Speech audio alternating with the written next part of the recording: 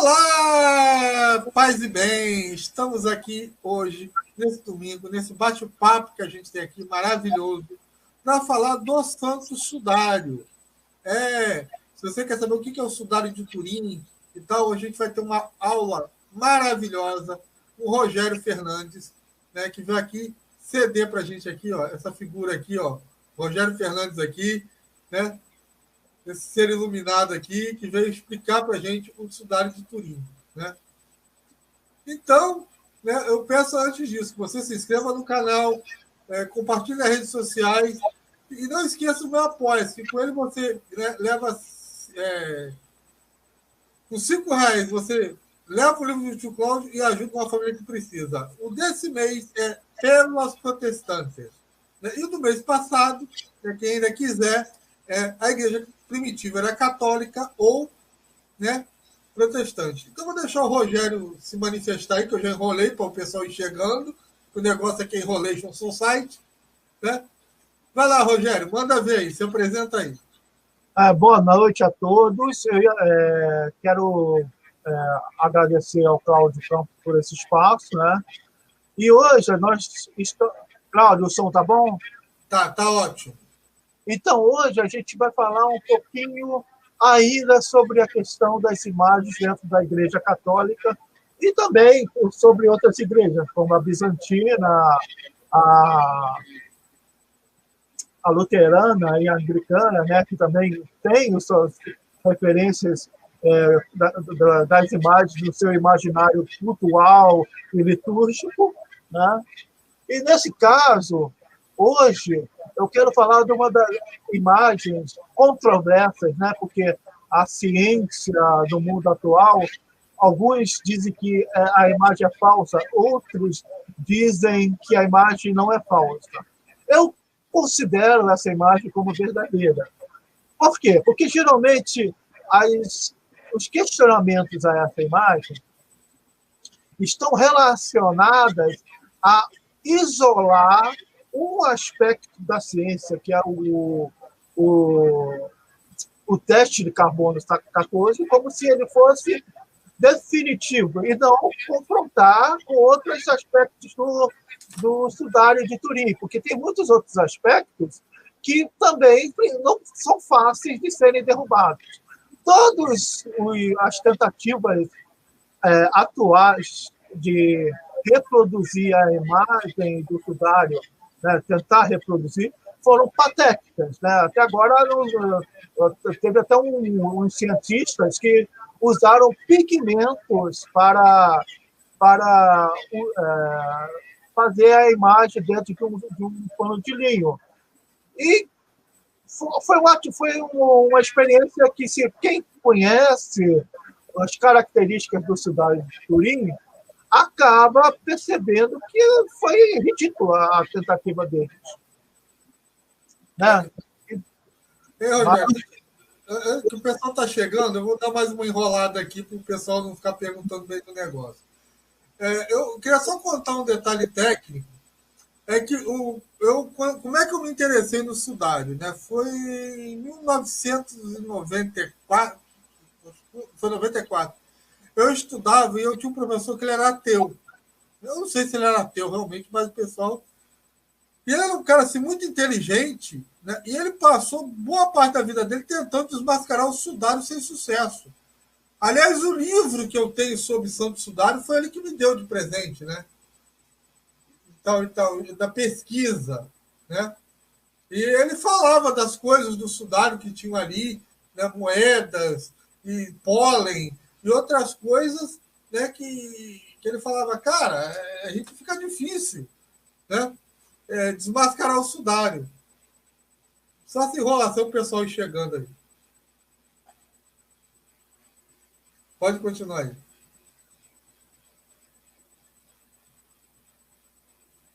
Tá sem som. O Sudário, o que é o Sudário? O Sudário é um pano de linho de mais ou menos 2 metros e pouco, que foi usado para enterrar Jesus Cristo. Né? Na época, eles usavam esse pano, enterravam as pessoas em panos, né? Colocava, né?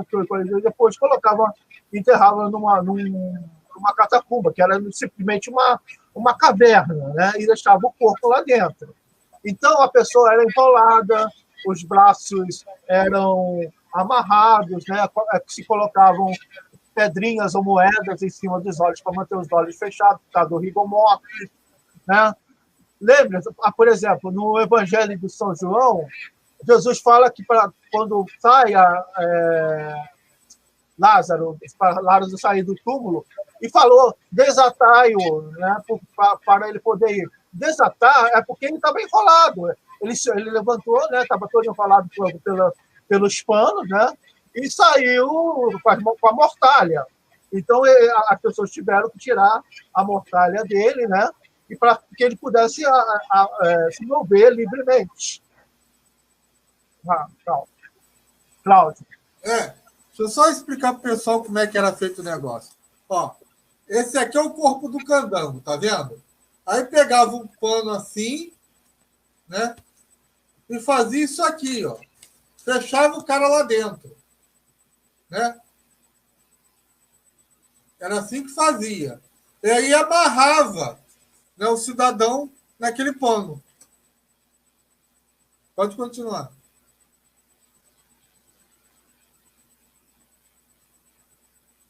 Bem, então, o teste do carbono 14 é um teste complicado. Pelo livro que eu li, um livro antigo sobre o sudário, que foi feito pelo dos caras da NASA que foram investigar o sudário, ele fala que a questão é que o carbono 14, para 2.000 anos, 3.000 anos, é problemático. Por quê? Porque coisas muito recentes, o teste do carbono 14 não é muito eficiente. Isso aí lá no livro do início dos anos 80. É um livro muito interessante, porque ele nos dá uma visão da ciência, né? Porque a ciência ela nunca pode nos dar uma certeza plena. A ciência nunca é 100%.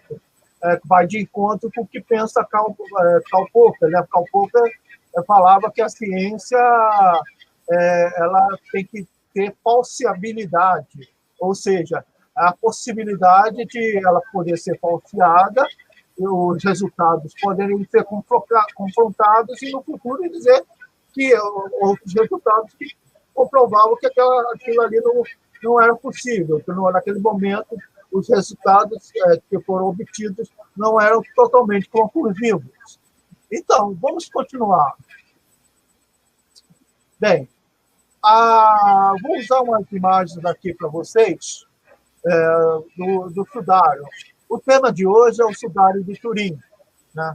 Por que Turim? Porque o sudário está lá guardado, né, numa igreja na cidade de Turim, na Itália.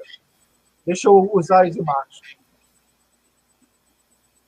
Então, o tema, sudário de Turim, uma vela icônica e um arte poético. No debate passado, da cidade de sábado retrasado, eu falei sobre a questão das velas icônicas. Que tanto os orientais quanto os ocidentais, católicos romanos e católicos bizantinos, acreditavam, os principais críticos das imagens, e alguns que também gostavam, também eram a favor das imagens, que existiam imagens verdadeiras. E essas imagens verdadeiras são imagens que tiveram contato direto com Cristo ou com os apóstolos. Né? Então, essas imagens verdadeiras poderiam ser realmente adoradas, como a cruz, né? A Vera Cruz, né? E algumas coisas como a imagem de Lucas, enfim, várias imagens que tiveram contato direto com esses santos, né? No primeiro século. O sudário de Turim, ele ficou é uma peça muito integrante, porque acontece que ele some na história durante 3 séculos, 4 séculos. Porque não, a maior referência histórica que a gente tem é que ele estava perdido por causa da perseguição dos pagãos, depois aí ele ficou escondido durante muito tempo dentro de um muro, né? Ele foi escondido na cidade de Edessa, né? E foi descoberta durante uma reforma nesse muro, descobriram essa imagem lá, né? Isso aí no século III e século IV, não lembro direito. Então, essa imagem supõe que os bizantinos cultuavam ela, né? A referência que temos é chamada do culto da Santa Cabeça, né? E esse culto da Santa Cabeça era porque a imagem do sudário, que é grande, né? Era conservada dentro de um baú, né? Numa arca, em que somente ele era dobrado e somente a cabeça dele era exposta. Ela foi dobrada de uma forma que a cabeça estava ali, exposta para quem quisesse ver, né? A gente tem muitas referências junto com a questão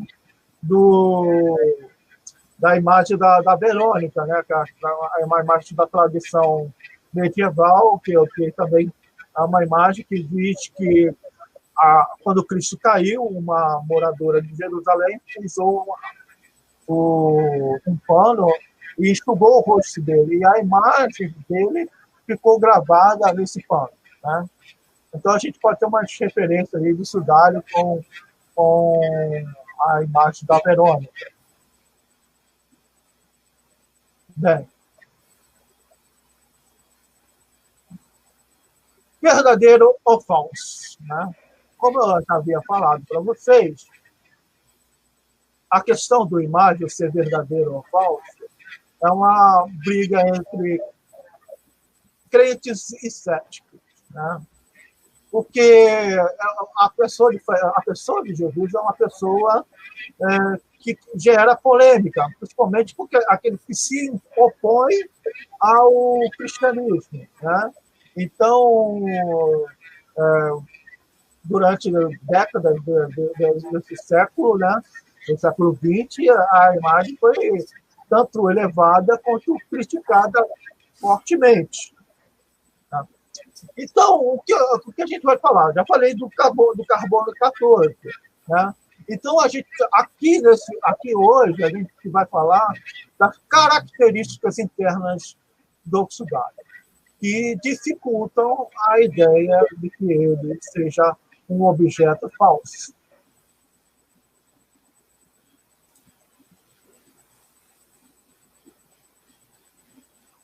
Bem, por que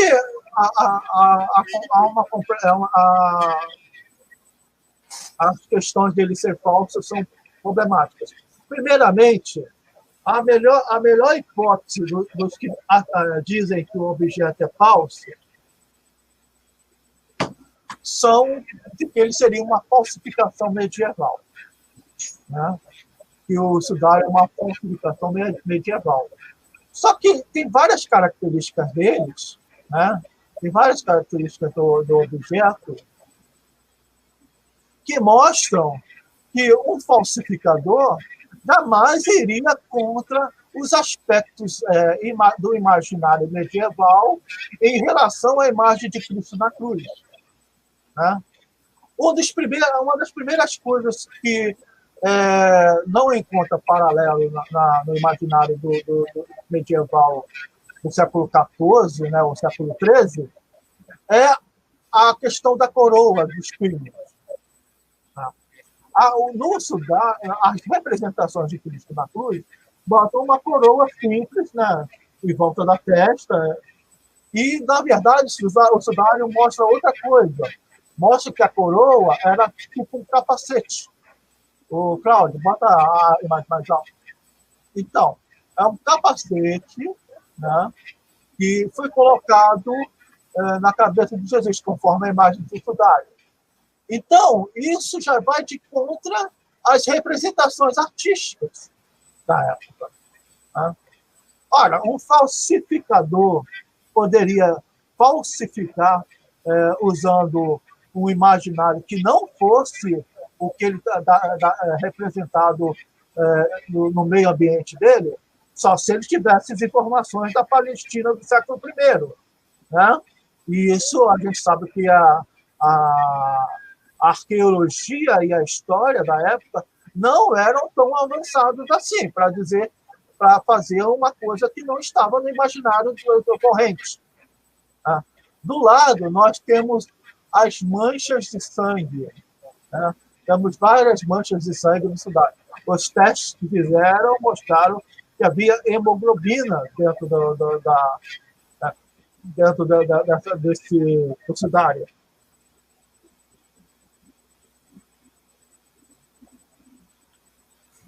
Aqui a imagem frontal do sudário, né? E aqui uma imagem 3D. Nós temos uma imagem em 3D, né, que foi feita. Por que isso é importante para a gente? Porque a imagem do sudário mostra que a representação ali feita foi feita através do contato com algo, né? Nesse caso seria um corpo. Né? Esse pano, conforme o contato era mais direto, mais forte ficava a imagem ali apresentada. Então nós temos uma imagem que, com a ciência atual, mostra que a imagem tem uma tridimensionalidade. É uma imagem 3D. Então é possível reconstituir essa imagem através das técnicas atuais, né? Importante pensar também, o sudário não foi feito com tinta. Ele não é feito com tinta, ele é feito com desidratação das fibras do linho que foi usado. Aliás, a malha do linho, o pano, ele tem características dos teares, né, da trama. Ela tem uma trama particularmente palestina, da região da Palestina, né, do primeiro século. Então, o pano que eles usaram não é um pano medieval, né? Não é um pano feito com linho da região da Europa, é um pano do Oriente, né?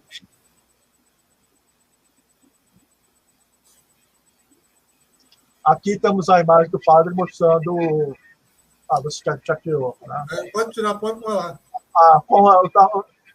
O homem do sudário tem 1,75 m, né?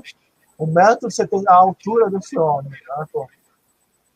E na imagem ele apresenta rigor mortis. Tá? Então, aqui, olha só, você tem várias questões que o carbono 14 não consegue explicar. Só se você isolar o carbono 14 e falar é falso, vai aparecer. Mas se você pegar várias características intrínsecas da imagem do pano, vou mostrar que tem vários problemas ali que não são fáceis de responder. Vamos lá. Cláudio, bota ali para ele. Bota lá.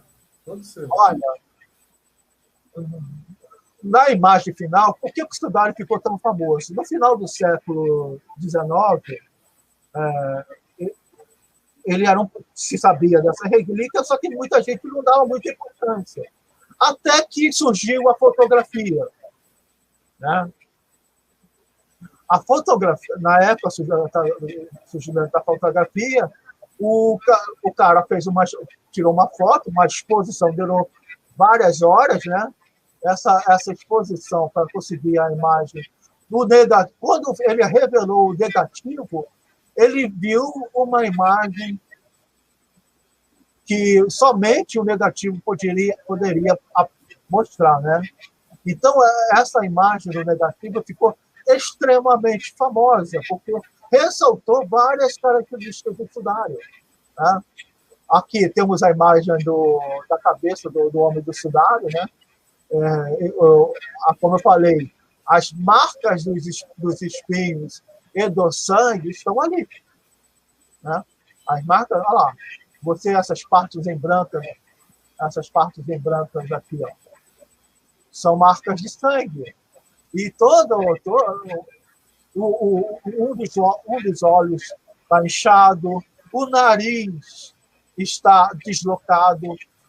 Não, lembro que Jesus levou vários socos, tem um momento que ele caiu na via dolorosa.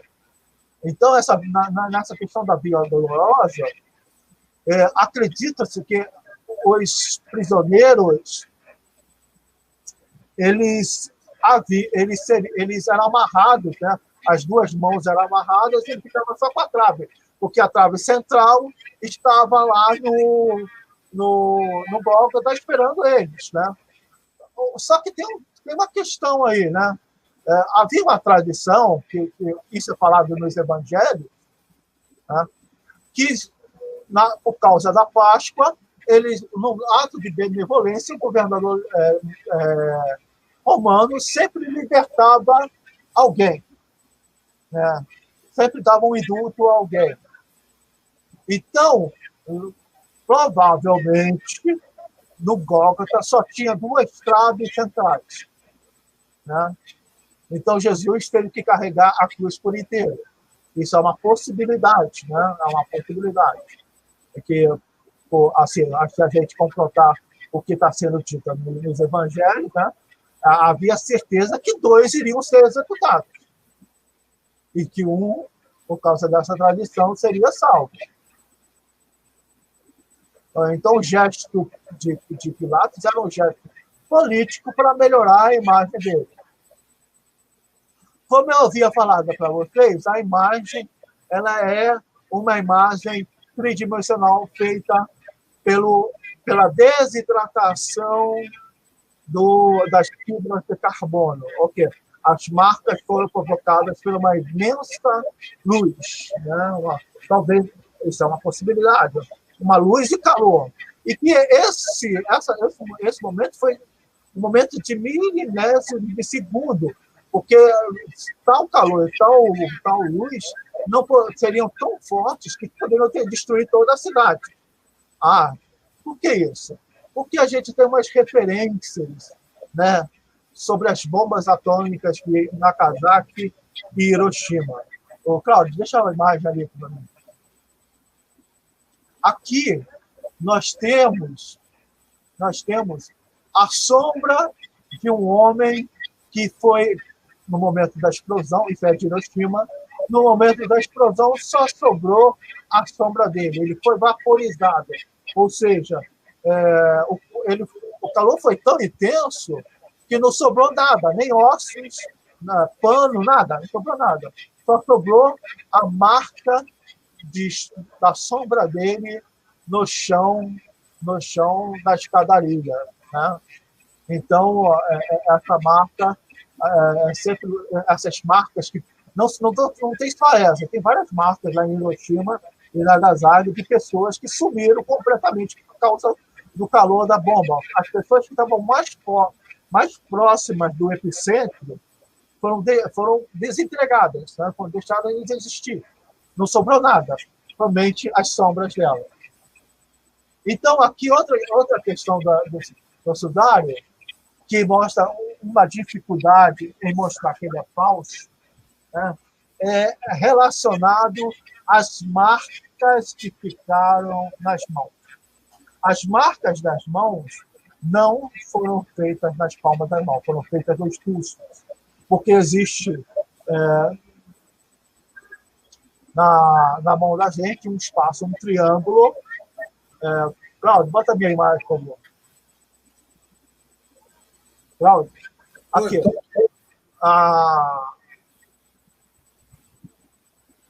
Existe uma marca aqui nessa região, um triângulo, um espaço, e os romanos sabiam muito bem que existia.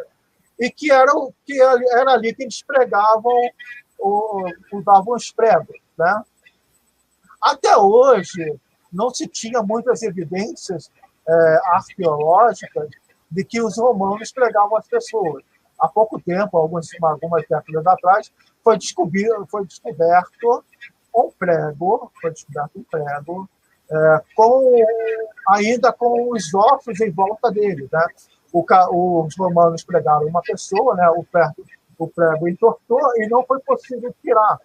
Então, essa pessoa foi enterrada junto com esses pregos.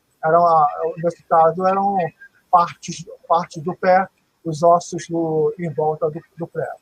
Né? Isso também está relacionado com a questão do evangelho, porque diz que nenhum dos ossos do cordeiro poderiam ser quebrados. Né? Então, isso é uma prova que os ossos de Cristo não foram quebrados.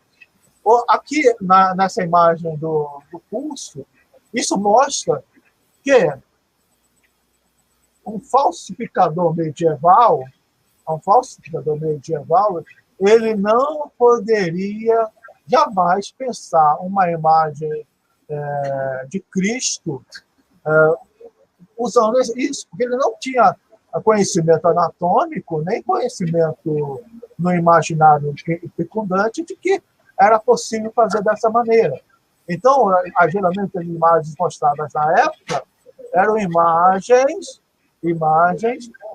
com os pregos na palma das mãos. Só que as palmas das mãos não sustentam corpos. Né? Se fosse pregado daquela maneira, as mãos seriam rasgadas e o corpo cairia da cruz. Mamãe falou.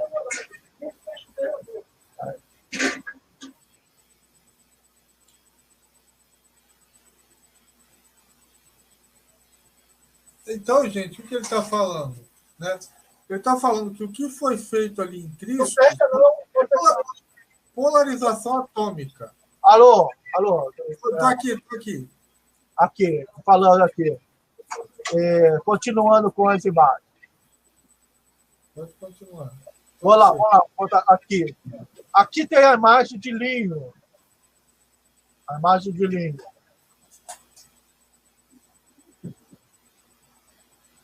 A imagem de linho mostra o quê?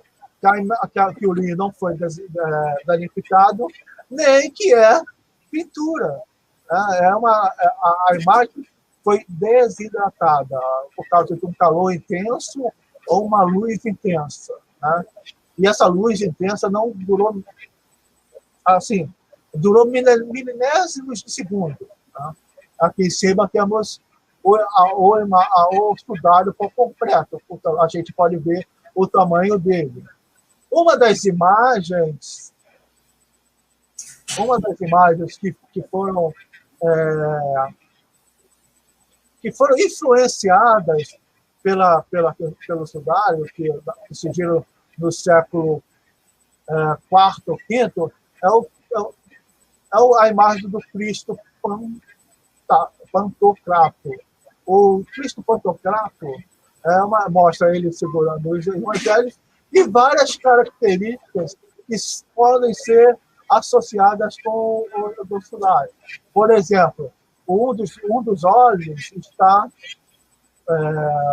mais aberto do que o outro. Isso mostra que um dos olhos está relacionado com a imagem de Cristo, que o rosto está inchado. O nariz apresenta uma leve deformação. Na imagem também mostra uma certa influência do sudário sobre a arte bizantina. Né? Então, essa imagem do Cristo, ele está segurando o evangelho, fazendo o gesto de abençoar, né? Ele está abençoando as pessoas. Então, isso volta à questão relacionado ao culto das imagens que a gente discutiu sábado retrasado com o meu antagonista. Bem, essas são as imagens que eu queria falar.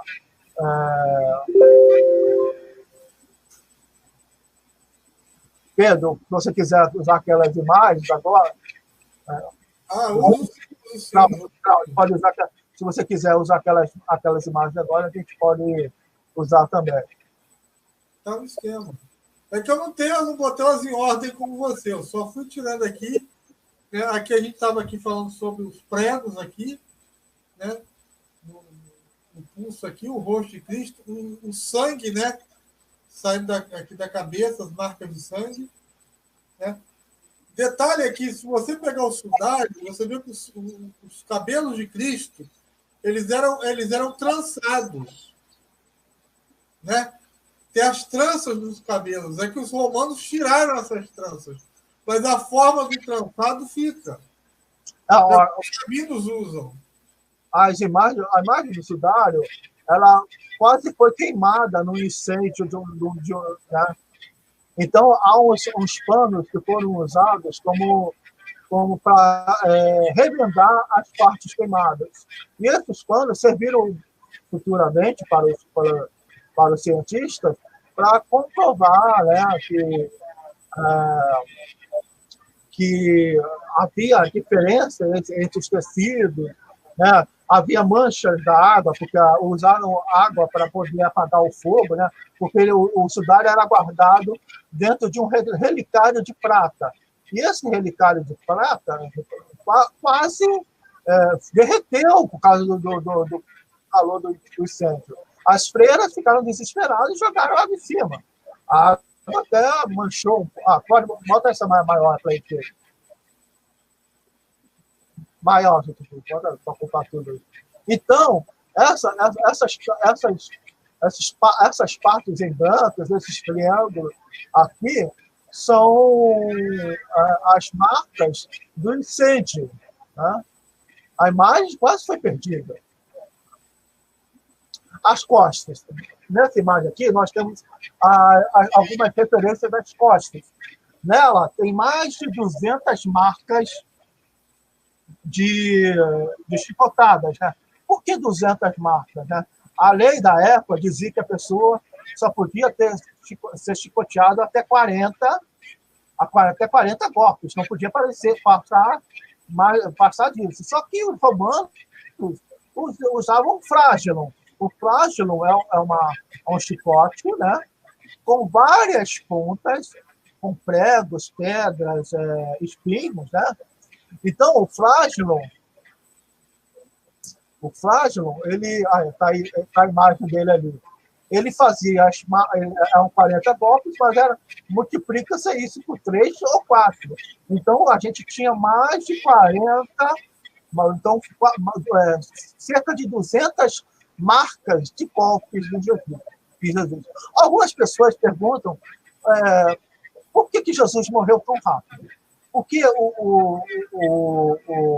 a crucificação era um instrumento de execução terrível, porque a pessoa ficava, às vezes, mais de uma semana agonizando na cruz. E nisso, o que acontecia? O corpo da pessoa ia se decompondo, pousava insetos, desenvolvia vermes, os animais do campo, porque eles eram flagelados fora da cidade. Então, os animais selvagens atacavam os crucificados. Né? Então, é um instrumento de tortura grande. Né? Quando o Júlio César, na guerra contra os cartagineses, ele capturou cerca de 500 piratas cartagineses, ele mandou crucificar todos. Né? Aí, no gesto de misericórdia, ele mandou que cortassem todos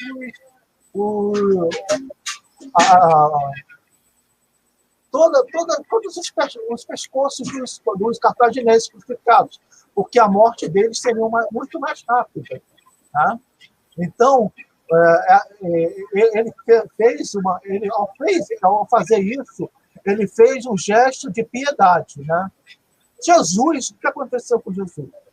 Jesus passou por uma desidratação muito severa ali no jardim do Getsemane, né? Porque ele suou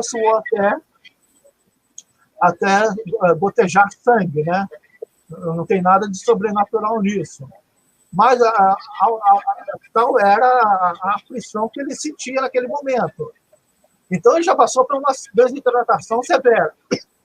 Durante o período que ele esteve com Caifás, ele também foi torturado, levou socos, Ele não bebeu nada durante toda a noite, de quinta para sexta. Então, continuou se desidratando.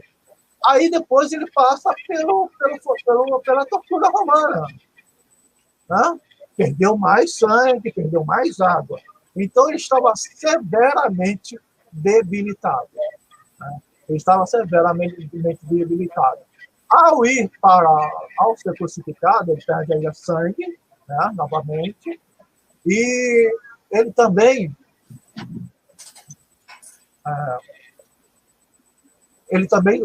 nesse meio período, ele fala que tem sede, né? Tenho sede. Porque ele passou um momento ali sem beber nada. À noite, desde quinta a sexta, passando por situações de extrema crueldade, que debilitaram muito o corpo dele. Né? Então, lá para as 3 horas, ele morre. É estranho, né, para alguns, porque ele já estava morto. Para se certificar, o soldado romano, né, ele enfia, né, a lança no lado dele. E a lança sai água, está. Por quê? Porque a água e sangue, né? E ela é uma característica comum, que pode ser explicada pela ciência de hoje, que o corpo humano ele passa na crucificação, vai acumulando líquido amniótico ali no pulmão, e comprimindo o pulmão. Então, Jesus estava desidratado, e pela posição do sudário, ele não conseguia respirar direito. E isso ia acumulando mais esse líquido amniótico que ia pressionando o seu pulmão. O pulmão dele era pressionado por isso. Ele não conseguia respirar direito, cansado e desidratado. Não aguentou. Lá para as 3 horas, morreu. Vamos, tem mais imagens aí, Pedro? Cláudio, desculpa aí. Então, há uma imagem mais... há uma imagem baseada no 3D, né, que é possível reconstituir a imagem de Jesus através do sudário. Essa imagem já é antiga, né? Ela é bem antiga, ela foi feita na época que os cientistas da NASA resolveram investigar o santo sudário. Passa aí, Pedro. Calma. Deixa eu achar outras aqui. É que eu não fiz nada ordenado aqui, aí tem essa aqui, ó. Mostra aí para eles. Então, aí embaixo, nós temos uma imagem tridimensional do homem de sudário. Uma Smart. Bota aquela imagem tridimensional marrom. Deixa eu ver se eu acho aqui, peraí. Eu tenho ela aqui, peraí. Só um minutinho. Ao vivo é assim mesmo. Aqui. Essa aqui. Aumenta um pouco ela. Então, essa seria a imagem do homem que está, a imagem que está espantada no sudário. Isso aí como seria o túmulo. Bom, devemos olhar para os evangelhos e ver algumas citações que são bem emblemáticas. Ela fala que, por exemplo, que quando os discípulos chegaram no sepulcro vazio, o sepulcro estava vazio. Quando eles entraram lá, eles imediatamente creram. Por que eles creram? Porque só havia sobrado o sudário com a imagem de Cristo lá. Ele nem é muito não é comentado nos evangelhos.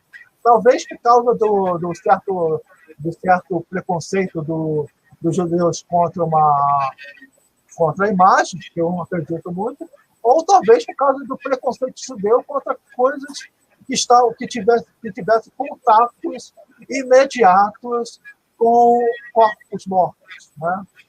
esse preconceito continuou durante vários séculos, né?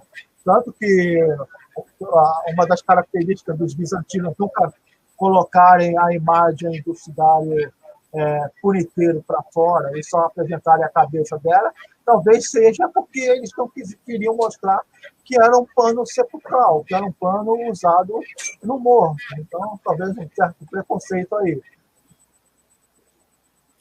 Não, e aquela coisa, Rogério, os judeus realmente eles tinham esse cuidado com o que pega do morto. Você vê que eles guardaram. Então eles consideravam que aquilo era uma coisa santa. Né? Ainda tem esse detalhezinho técnico. Fala um pouquinho aí, o Pedro, o Cláudio, alguma coisa sobre aí, que eu vou rapidinho aqui. Tá bom.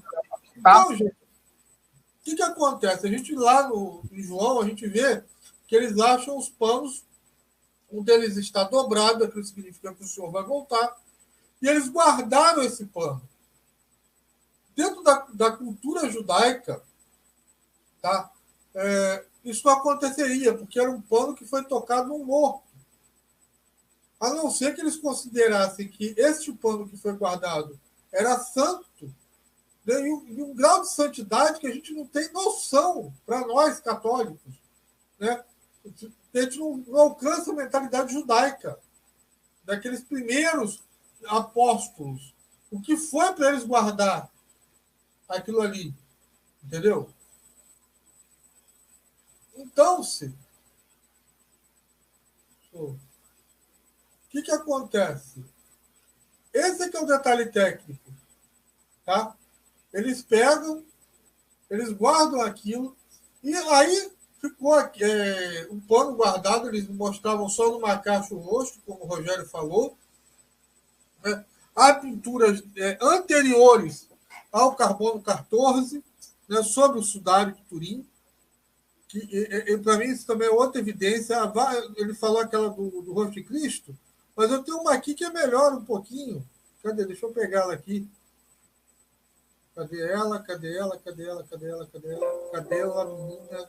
Apareça para mim, menina. Bem, aí eu quero falar continuando sobre o Cláudio. Eu quero continuar falando que o sudário ele aparece novamente no século XIII na Europa. Né? Ele provavelmente foram trazidos pelos cruzados, né? Nas guerras que aconteceram lá no século XI. Os cruzados acabaram saqueando muitas relíquias bizantinas. Né? E o sudário aparece na Europa no século XIII, século XIII, século XIV. Só que, ao aparecer, houve também questionamentos sobre a veracidade dele. O próprio bispo da região onde ele apareceu, né, ele diz que conhecia o falsificador do sudário, o bispo da região. Ele falava que sabia quem falsificou, conhecia o pintor. Né? Só que essa afirmação do bispo tem um problema. Não? Pintor, ele conhecia o pintor, ou seja, ele estava dizendo que a imagem era pintada. E hoje sabemos que a imagem não é pintada. Tá? A imagem, como eu falei, foi fixada através ou de calor ou de luz. De um calor muito intenso ou de uma luz muito intensa. E mesmo assim, esse calor, essa luz muito intensa, foi muito rápida, porque senão destruiria tudo em volta e destruiria principalmente o pano. Então, essa luz, esse calor foi muito rápido, a ponto de não queimá-lo, né? Só fazer essa desidratação. Então, outra imagem tridimensional que foi feita a partir das características do sudário. Né? Eles têm esse negócio todo. Há muita confusão, sudário com mandília. O mandília é aquilo que foi feito com Santa Verônica. Né? Mas se você pegar o de Santa Verônica, o sangue, comparar com o sudário e com o milagre do anciano, o sangue é o mesmo. Até hoje também ninguém explicou esse detalhezinho técnico. Né, Rogério?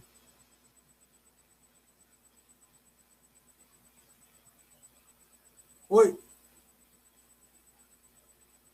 Acho que o Rogério travou lá. É. Então, o mandílio é aquele que Santa Verônica usa para enxugar o rosto de Cristo. Né? Ali tem sangue, ele é guardado numa capela, não me lembro, uma igreja, não me lembro onde. Esbarrei aqui na antena. Esbarrei na antena aqui do Wi-Fi. Então, outra coisa que a gente pode falar do sudário é que existiam várias falsificações na Idade Média. Havia várias falsificações e, ao analisar essas falsificações, eu percebia que elas eram muito grosseiras, né? Que eram pintadas, que eram pinturas.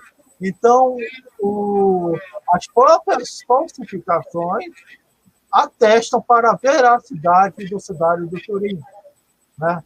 Porque o que foi produzido em relação a ele não apresenta todas as características internas do objeto, né? Então, e mesmo assim, até hoje, quando eu tinha os debates com os ateus, né, eu tinha uma página que eu debatia com os ateus, e eles apresentavam várias tentativas de reprodução do sudário, e eu mostrava para eles, é pintura, é feita com pigmento, né? Não é uma reprodução original, apesar do que o jornal está apresentando que é uma falsificação, que é uma reprodução boa. Mas se você olhasse e fosse para a matéria, via que a matéria não tinha nada relacionado com o título. Né? A matéria mostrava várias coisas que o sudário, só o sudário tem. Né? Então, acho que a gente já falou durante uns 50 minutos, né? Eu acho que sim. Então, se a gente... Acho que tá bom, né, Cláudio? Eu acho que já tá bom também. Senão o pessoal dorme aí, ninguém... Se a gente quiser, se alguém quiser perguntar uma coisa, acho que seria o momento ideal, né? Vocês querem perguntar alguma coisa aí?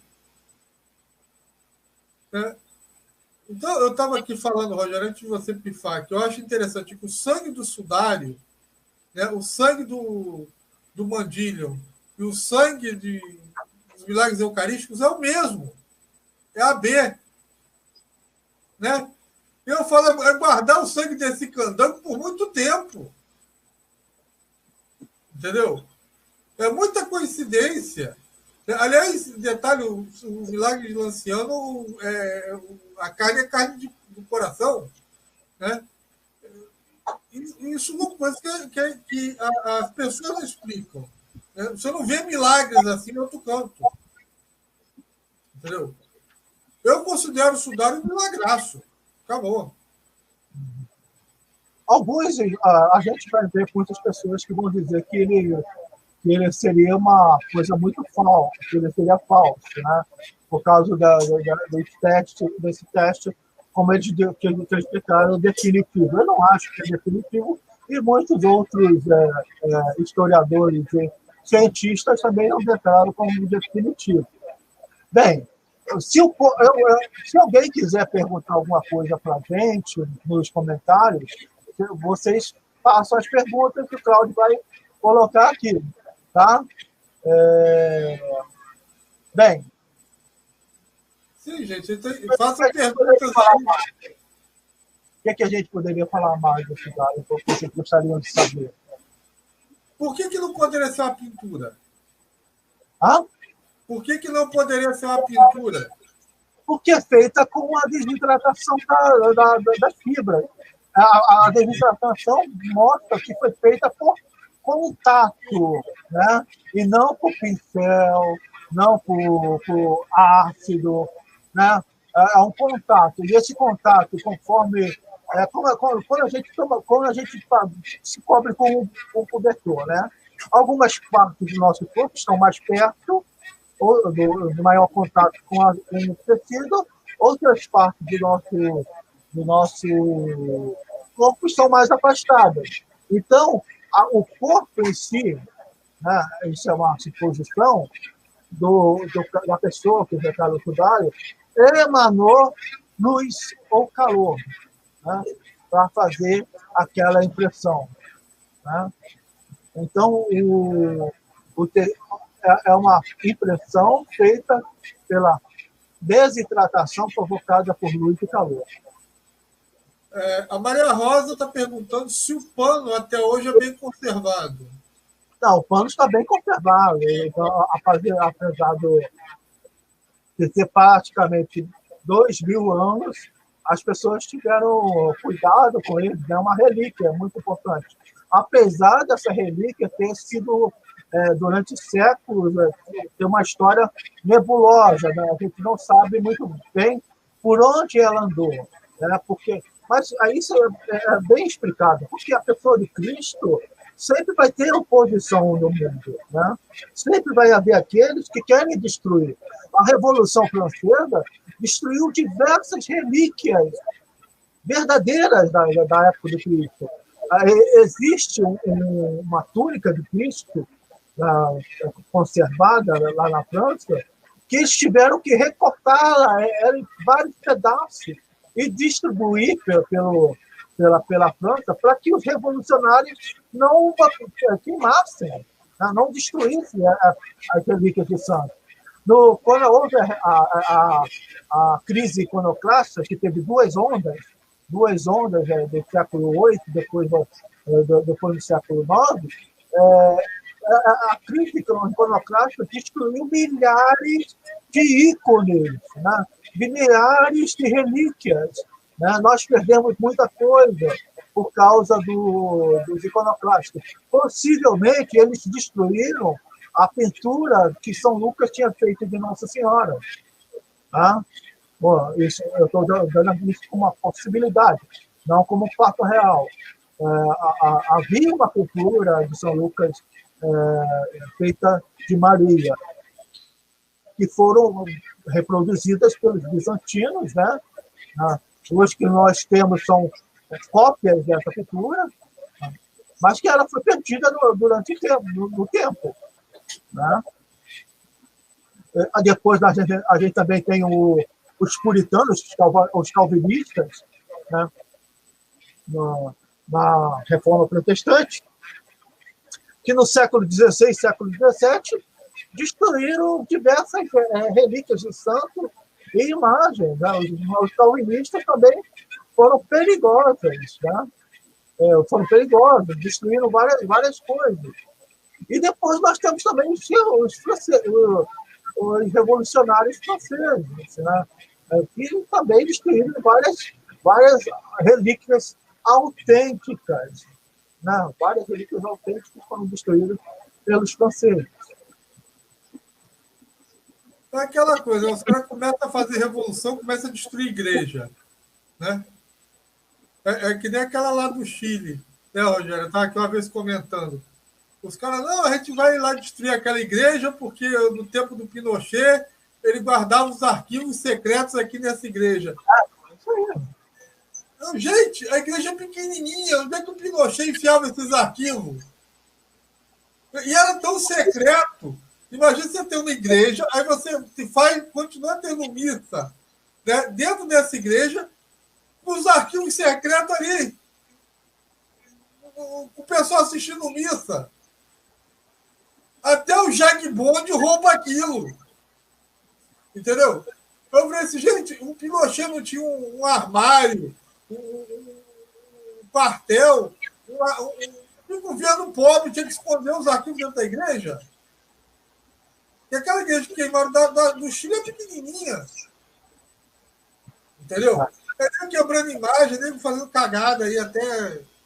O pessoal aqui está falando de Guadalupe. Só sobre Guadalupe, a gente tem que fazer só um vídeo sobre Guadalupe, né? Porque hoje a gente só está falando de cidade. Mas quero ressaltar que Guadalupe também não é uma pintura. Né? A impressão feita sobre o tecido do pano índio, que é um pano indígena, né? Que inexplicavelmente se conserva preservado, porque esses panos eles têm uma duração muito pouca, eles se desintegram muito rápido. Né? Então, o tecido do Guadalupe também não é feito por pincéis, mas é feito pelos pigmentos, né? Não se sabe provavelmente, não se sabe que pigmentos são esses, mas provavelmente são das cores das flores que ele pegou, né? E a imagem da Santa, de Nossa Senhora, foi colocada ali naquele pano. Mas hoje a gente está falando sobre as características do sudário, que eu considero a mais importante relíquia do cristianismo, né? Mas o que acontece? A gente não precisa de provas. Né? Nossa fé é baseada, nossa crença é baseada na fé. Né? Então, a gente não precisa de um comprovante da ressurreição de Cristo. Tá? Mas, se existem, vamos valorizá-lo. Né? É uma prova histórica, é uma prova da presença de Cristo realmente é uma figura histórica e que os milagres que aconteceram não têm explicações. Sim. Eu acho que as coisas acontecem na hora que tem que acontecer. Deus revela as coisas, tá? Na hora certa. Entendeu? Então, o sudário ele vai ser revelado no século XVIII. O mundo está querendo se pular fora de Cristo, diz que não tem milagre, e aí vê a fotografia e mostra aquela imagem maravilhosa do sudário. Né? Negativo. Eu acho aquilo fantástico. Eu acho, entendeu? Como é que as coisas acontecem na Igreja Católica? Como é que a providência guia a Igreja Católica? Né? Às vezes eu leio a história da igreja de um ponto muito crítico, às vezes nem sempre muito emocional, mas dá para ver ali tranquilamente o dedo de Deus. Né? Para mim é perfeito ali o que a igreja faz. Rogério, você então, nasceu católico? O que eu... Hã? Você nasceu católico? Deixa eu falar para vocês. Eu sempre fui católico, mas assim, minha conversão aos 22 anos, né? Mas eu sempre fui católico. Eu nunca vi na questão da religião protestante algo que me atraísse, né? Mesmo porque, desde criança, eu sempre estudei, li a Bíblia, e nunca achei que os protestantes tinham questões que realmente me satisfaziam, né? E por ler sempre a palavra, ler sempre os evangelhos, né? Nunca deixei de ler. Eu via que havia coisas, contradições dentro do protestantismo e que eu só encontrava questões históricas realmente dentro do catolicismo. Além do que, eu sempre acompanhei que os padres, bispos falavam, e sempre gostei muito das reflexões deles, que eram reflexões que eu encontrava questões históricas. Deixa eu falar para vocês, eu sou professor de história, né? Eu tenho formação na UERJ, a UERJ é a Universidade do Estado do Rio de Janeiro, fiz minha graduação lá, né? Sou concursado, eu tenho uma matrícula no Estado e uma matrícula na Prefeitura de Maricá, então eu dou aula para o ensino básico. Né? Também tenho pós-graduação lá com Ciência e História do Brasil.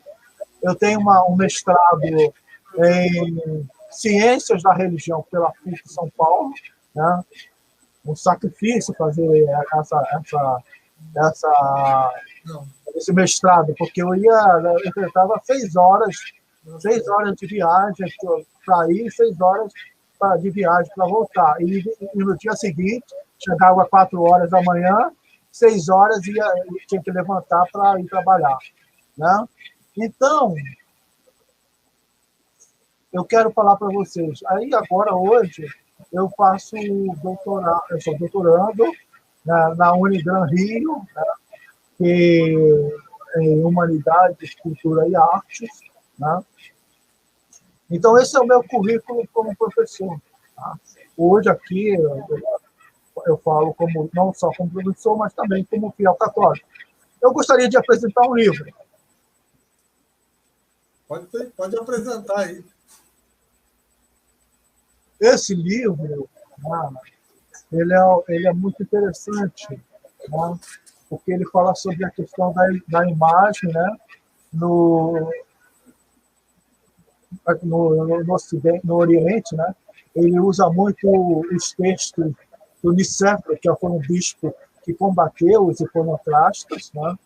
Ele fala muito sobre a questão teológica relacionada à vitória dos ícones sobre os iconoclastas. Os iconodulos, como aqueles que eram a favor das imagens, venceram principalmente porque as características do imaginário icônico eram muito superiores às reservas e ataques dos iconoclastas. Os iconoclastas não tinham como se defender, né? Porque o que eles propunham era um imaginário pobre, era um imaginário negativo. Lembrando que os iconoclastas não quer dizer que eles eram totalmente contra as imagens. Existiam imagens verdadeiras para eles, chamadas de imagens verdadeiras, como, por exemplo, a cruz, né? Não é um crucifixo, a cruz. Tá? Tanto que os nestorianos hoje, que a gente chama dos cristãos assírios, né? Eles não têm imagem, mas têm a representação da cruz nas igrejas deles. Né? Os nestorianos foram os grandes responsáveis pelo Islã, né? Os muçulmanos serem completamente contra as imagens dentro da questão cultural. Mas eles vão falar, mas no Islã existem livros, representações, mas espera aí, eu estou falando que dentro do culto islâmico não tem nenhuma imagem. Né? Então, o que eu falo aqui, minha tese principal, é que diz que minha tese principal diz o seguinte, que o ódio a imagens culturais dentro do Islã, ela tem muito mais características cristãs do que judias. Por quê? Porque os judeus, na época de Jesus, tinham imagem dentro das sinagogas. Há pouco tempo foi descoberta a sinagoga de Cafarnaum, onde Jesus pregou, e na sinagoga de Cafarnaum tinha diversas imagens pintadas dentro dela. A sinagoga de Dura Europos, que é uma sinagoga, a imagem a de Cafarnaum era palestina. Na Dura Europos é uma imagem que está na Europa. Né? A sinagoga deles era cheia de imagens. Né? Isso quer dizer o seguinte, que os judeus já helenizados, os judeus eles absorveram muito da cultura helênica, produziam essas imagens dos seus tempos. Com o advento do Islã, os judeus em volta lá da região do Oriente Médio se tornaram mais anti-imagens, mais anicônicos, né? Eles eram contra, se tornaram contra as imagens mais por uma influência islâmica, os judeus do Oriente Médio. Mas os judeus da Europa e da Palestina, antes do advento do islamismo, tinham imagens das suas sinagogas. Deixa eu falar outra coisa sobre Dura Europos. Né? As provas arqueológicas mostram que as igrejas domésticas não tinham imagem na questão do culto, ali onde se fazia o culto, mas tinham dentro do batistério, né? Nessa igreja que foi descoberta em Duranópolis. Só que, aí o cara conclui, uma pessoa conclui, um maluco qualquer que pega fontes e interpreta Nambu, né? E tira diversas fontes, tira desculpa a expressão, do rabo, né? Diz que, não, as igrejas não tinham imagem dentro dos seus cultos, do culto, onde eles faziam o culto. Mas aí tinha imagem no batistério.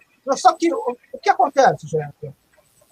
A religião, essa igreja do século II, a igreja está sendo perseguida. Os cristãos tinham que fazer cultos clandestinos e não podiam ser denunciados. Então, o cômodo onde o batistério era recheado de imagens, porque era um cômodo que não era muito usado. Então, as pessoas que vinham de fora não viam, porque as igrejas domésticas do século II, as igrejas, elas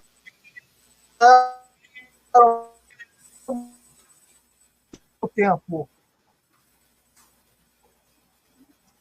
elas eram ao mesmo. Está travando ele aí.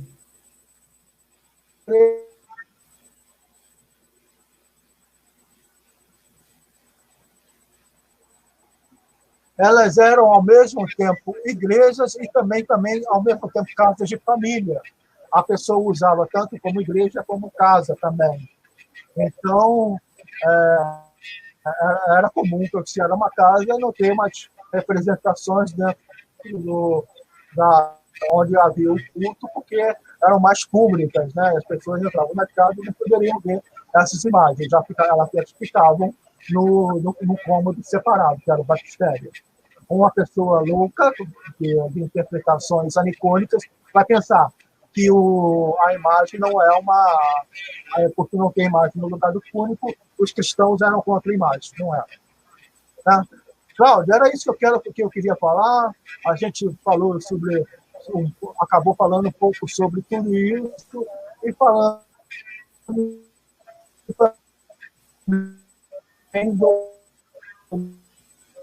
estudarem, né?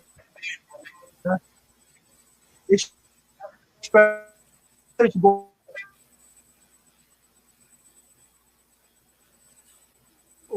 vocês tenham gostado. Tá aqui, ó. Ponta a ponta. Não dá para ver o nome, não. Abaixa um pouquinho. Abaixa o livro. Não dá para ver o nome, não. Depois tu volta, Olímpio, e vê lá o nome. Cadê? Olha lá, Imagens, ícones e economia. É o nome do livro. E tu nunca pensou em escrever um livro, não, cara? Tu nunca pensou em escrever um livro, não? Futuramente. Eu quero terminar pelo menos meu doutorado. É a minha missão até março. A minha missão é até março terminar esse doutorado. Eu tenho dois, né? Eu tenho a história da igreja, que vai de Jesus Cristo e abrange toda a Idade Média, e a igreja primitiva era católica ou protestante. E agora estou quase escrevendo a Bíblia, né? Já paçocado de protestante falando sobre Bíblia. O trecho sobre a Bíblia eu não botei porque eu queria que ficasse um livro da igreja primitiva de Jesus até Constantino. Né? Para as pessoas verem que a igreja, antes de Constantino, já tinha todas as coisas católicas. Entendeu? Toda a formação católica estava ali. Né? Né? Então, é aquela coisa. Cara, eu recomendo você escrever um livro. Comece a escrever um livro. Posso até no futuro falar alguma coisa sobre isso, né? Mas, no momento, eu quero terminar meu doutorado Termina o doutorado, mas vai aos pouquinhos. e depois pensar no que vai ser minha vida depois disso. Né? Porque aí as coisas vão mudar um pouquinho. Bem, gente, era isso que eu queria falar, Cláudio. Se alguém tiver mais alguma pergunta, é só colocar. Acho que já está bom 1 hora, né? É 1 hora. Vamos despedir, então. Depois eu mando para as tuas perguntas. Despede aí, então. Espera aí, deixa eu botar a imagem aqui. Tá. Bota aí para a gente se despedir. Tá? Pessoal, vocês gostaram? Bota os comentários, né? E obrigado por terem nos ouvido.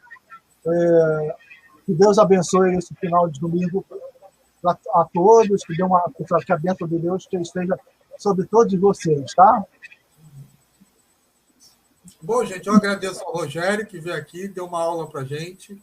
Né? Foi um domingo maravilhoso, proveitoso. A gente começar, né, dezembro falando do Santo Sudário. Eu acho que isso é providência divina. Eu sempre falo, olha, mais do que milagre, eu acredito na providência divina. Né? Então, sou muito grato ao Rogério, sou muito grato a todo mundo que participou. Que Deus abençoe a semana de vocês. Paz e bem para todo mundo. E até a próxima. Amém.